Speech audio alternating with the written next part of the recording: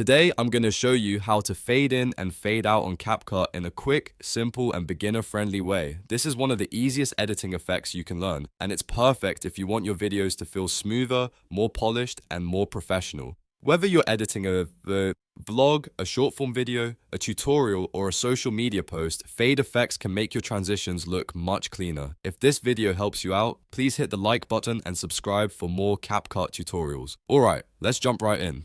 First, open your project in CapCut and go to your timeline. To begin, select the clip you want to edit. This can be a video clip or even an image clip, depending on what you're working with. Just click on the clip on the timeline so CapCut knows which element you want to apply the effect to. Once the clip is selected, look at the top right properties panel. This is where CapCut keeps most of the editing controls for your selected clip. Now, click on Animation. This opens the animation settings for your clip, and this is where you'll find the fade options. CapCut usually separates animations into different categories, so you'll want to look for the In category first. The In category controls how your clip appears at the beginning.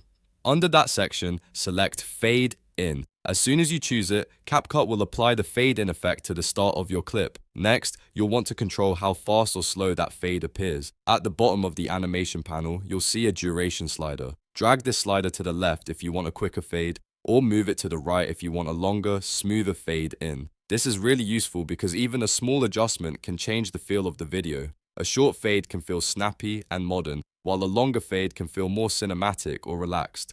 After that, it's time to add the fade out. Staying in the same animation panel, switch over to the Out category. This controls how your clip ends. Once you're in the Out section, select Fade Out. That tells CapCut to gradually lower the visibility of your clip near the end, instead of cutting off suddenly. It's a simple effect, but it can make a big difference in how professional your edit looks. Just like with the fade in, you can adjust the closing fade timing using the duration slider. Move the slider until the fade out feels right for your video. If you want a subtle exit, use a shorter duration. If you want a softer, more dramatic ending, increase the duration a little more. The key is to match the fade length to the pace and style of your content. Once you've applied both effects, play back the clip and preview how it looks. This is an important step because sometimes the timing needs a small tweak. If the fade feels too slow or too fast, just go back and adjust the duration slider again until it looks perfect.